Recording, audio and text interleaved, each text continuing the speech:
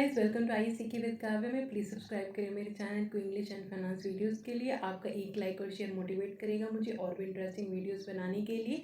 तो आइए आज का लेसन शुरू करते हैं। रेशियो एनालिसिस, इसके यूजेस इस तरीके से हैं। Yardstick to evaluate financial performance. Yardstick मतलब एक टूल, एनालिटिकल टूल जो बिजनेस की फाइनेंशियल परफॉर्मेंस के बारे में बताता है, मतलब बिजनेस की फाइनेंशियल पोजीशंस के बारे में बताता है। बैलेंस शीट और प्रॉफिट एंड लॉस के फिगर्स को लेके ये जो है एनालाइज करता है और ये बताता है कि जो फाइनेंशियल पोजीशन है बिजनेस की वो ठीक है कि नहीं है।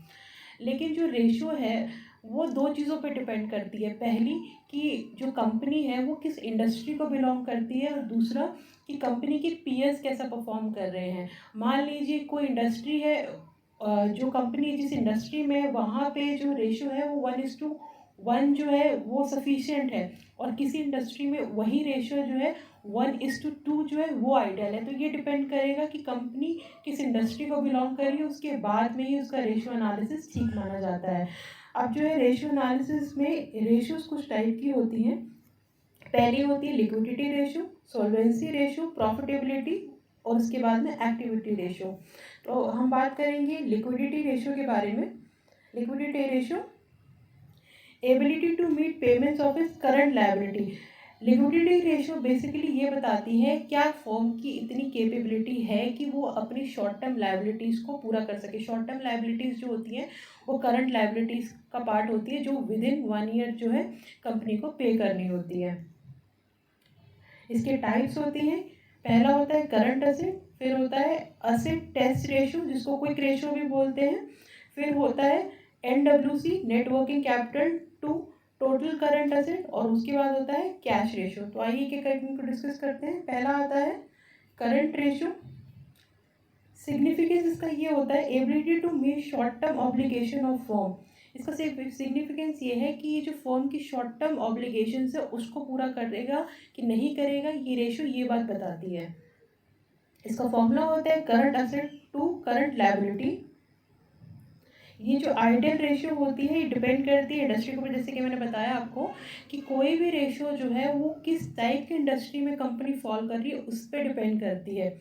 लेकिन जनरली जो करंट रेशियो है वो 1.33 जो है वो उसको करेक्ट माना जाता है, मतलब इसको ठीक माना जाता है। 1.33:1, मतलब जो आपकी करंट लायबिलिटी है वो 1 लाख है और जो आपकी करंट असेट्स है वो 1,33,000 है। इस तरीके से इसको आप लेंगे। उसके बाद अब करंट रेशियो का एक एग्जांपल देख लेते हैं। For example, ABC into trading of medicine purchase medicine on credit of rupees 7,50,000 from its supplier, it sells the medicine of rupees 10 lakh। मान लीजिए कि जो उसने क्रेडिट पे माल खरीदा है और जो उसको सेल्स हुई है वो विद इन 1 ईयर ही हुई है, तो ये इसकी करंट लायबिलिटी हो गई 7.5 लाख रुपये, क्योंकि इसने माल पे जो माल है वो उसने क्रेडिट पे परचेज किया है, और जो सेल्स करके जो उसको पैसा मिला है वो उसकी असेट्स है, वो 10 लाख रुपीज़ है। तो फॉर्मूला के हिसाब से जो है 10 लाख मतलब current assets to current liabilities. तो करंट असेट्स इसकी 10 लाख और लायबिलिटीज है इसकी 7.5 लाख। तो इसको जब डिवाइड करेंगे तो आएगा 1.33 टाइम्स। अब ये जो होता है टाइम्स में होता है, मतलब कि जो इसकी करंट असेट्स है वो 1.33 टाइम्स जो है ज़्यादा है उसकी करंट लायबिलिटीज से। तो इसका मतलब ये जो फॉर्म है ये अच्छा कर रही है क्योंकि इसके पास में जो करंट असेट्स है वो करंट लायबिलिटी से ज़्यादा है। अब देखते हैं इसका सिनेरियो। 3 टाइप के सिनेरियो है। पहला सिनेरियो ये है कि मान लीजिए अगर करंट असेट्स जो है करंट लायबिलिटी की इक्वल है, 1:1 आता है कि मान लीजिए करंट लायबिलिटी भी 1 लाख रुपए है और जो करंट असेट्स है वो भी 1 लाख रुपए है, तो उसका इम्पैक्ट जो है फर्म पे क्या पड़ेगा। No margin to finance long term sources. Long term sources मतलब होता है लॉन्ग टर्म लायबिलिटीज़। इसका एग्जांपल हम इस तरीके से लेते हैं। मान लीजिए फर्म को एक बैंक गारंटी परचेज करनी है, तो बैंक गारंटी परचेज करने के लिए फर्म को कुछ मार्जिन रखना पड़ेगा बैंक के साथ में। तो जब वो अपनी करंट लायबिलिटीज़ की पेमेंट करके खाली हो जाएगा, उसके पास में जब पैसा ही नहीं रहेगा, तो फर्म जो वो बैंक के पास में जो है कोई भी मार्जिन नहीं रख सकता, उसके पास में तो करंट असेट्स है ही नहीं, तो फर्म को रख नहीं सकता। और जो फिक्स असेट्स होते हैं उसको बेचने में ज़्यादा टाइम लगता है, तो विद इन 1 ईयर वो कन्वर्ट नहीं हो सकते हैं। तो इसका मतलब यहाँ पे जो फर्म है उसको अपनी लॉन्ग टर्म सोर्सेज को फाइनेंस करने में, उसकी रिपेमेंट करने में उसको प्रॉब्लम आएगी। फिर करंट असेट्स अगर कम है करंट लायबिलिटी से, मान लीजिए कि उसको अगर डिवाइड करते हैं और जो रेशियो आती है वो 0.75 आती है, तो 0.75:1, मतलब जो करंट असेट्स है वो 75,000 है और जो करंट लायबिलिटी है वो 1,00,000 रुपये है। इसका मतलब ये होता है कि short term funds are diverted in long term sources. मतलब इसका अगर ये कम आती है तो इससे ये पता चलता है कि फर्म ने अपना ज़्यादा पैसा जो है लॉन्ग टर्म सोर्सेज में लगा रखा है, और फर्म ने अपनी ज़्यादातर एफडीज वगैरह जो है, जो उसके पास में रेडली कैश अवेलेबल था एफडी के रूप में, वो उसने बैंक गारंटीज में दे रखी है। उसने बहुत सारी बीजेस परचेज कर रखी है, एलसीज परचेज कर रखी है, या और भी बैंक से कोई टाइप का लोन लिया हुआ है लॉन्ग टर्म फाइनेंस में, वहाँ पे उसने वो सब चीज़ें रखी हुई हैं, तो वो अपनी करंट लायबिलिटीज़ को जो है रीपे नहीं कर पाएगा। तो ये इसका इम्पैक्ट डाले कि ये नेगेटिव इम्पैक्ट है। उसके बाद में अगर करंट असेट्स जो है करंट लायबिलिटी से ज़्यादा है, जैसे कि पीछे 1.33 आया था हमारा, मतलब 1.33 टाइम्स ज़्यादा है करंट लायबिलिटी से, तो इसका मतलब जो है उसको पे करने के बाद में 33,000 जो है फर्म के पास में बचता है। तो वो जो पैसा है वो अपने लॉन्ग टर्म लायबिलिटीज़ में जो है फर्म इन्वेस्ट कर सकती है, उसके पास में अच्छा खासा मार्जिन बच जाता है। तो इसलिए कहा जाता है कि जो करंट असेट्स है वो करंट लायबिलिटी से ज़्यादा होनी चाहिए। बट मैं फिर कह रही हूँ कि जो ये करंट असेट्स और करंट लायबिलिटी का जो कॉन्सेप्ट है, जो करंट रेशियो का कॉन्सेप्ट है, ये आपको कंसीडर करना पड़ेगा कि किस टाइप की इंडस्ट्री के अंदर जो है वो एंटरप्राइज आती है, तभी जो है आप इसकी एग्जैक्ट इवैल्यूएशन कर सकते हैं। उसके बाद में आता है क्विक रेशियो।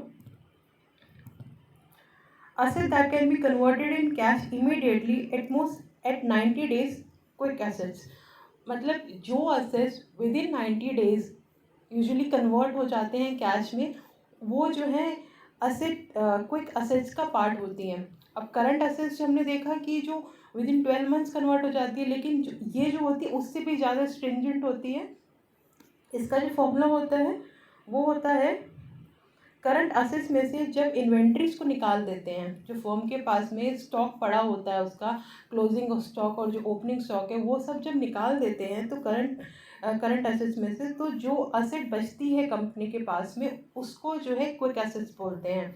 या इसको अलग तरीके से भी कह सकते हैं कैश या cash equivalent plus marketable securities plus account receivable. Account receivable मतलब जो उसके डेटर्स हैं, लेकिन इसमें एक चीज़ कंसीडर करने वाली चीज़ है जो अकाउंट रिसीवेबल है। अब डेटर्स भी देखने पड़ेंगे कंपनी के कि कोई ऐसे डेटर्स तो नहीं है जो 180 डेज से ज़्यादा के हों, क्योंकि वो फिर वो बैड डेट्स हो जाते हैं और उसका पैसा जो कंपनी रिकवर नहीं कर सकती है। तो ये जब बैलेंस शीट को जब ये देखा जाता है तो इस चीज़ को ज़रूर कंसीडर करना चाहिए, तभी जो है फर्म की एग्जैक्ट जो है कैपेसिटी पता चलती है असेट रेशियो की।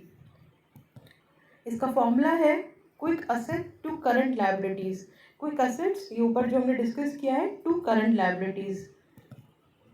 Ideal ratio can be 1 ideal ratio मानी जाती है इसमें, लेकिन अगेन ये इंडस्ट्री पर डिपेंड करता है। एग्जाम्पल देख लेते हैं।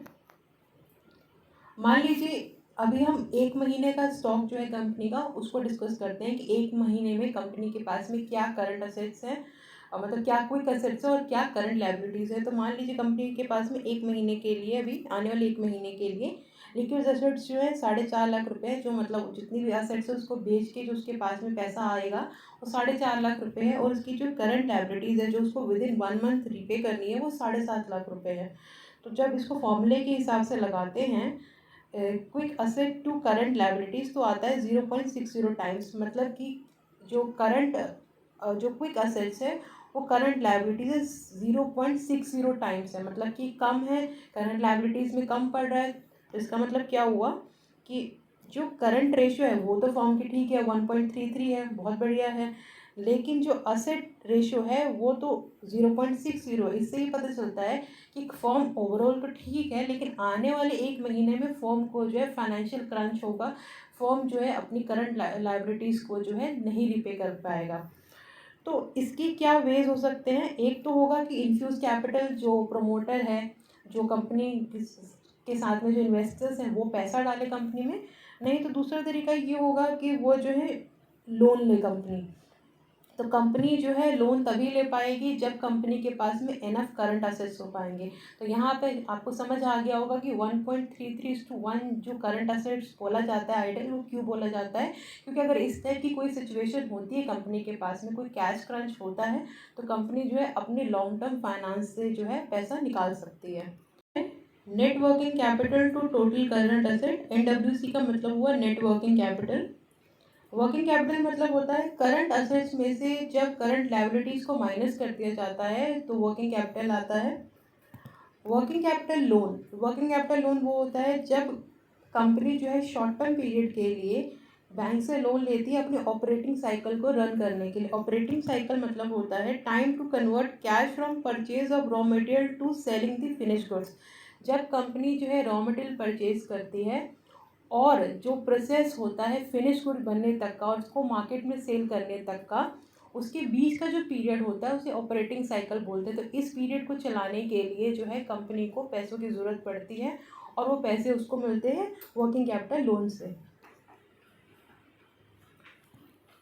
फिर आता है कि NWC जो ये जो करंट रेशो,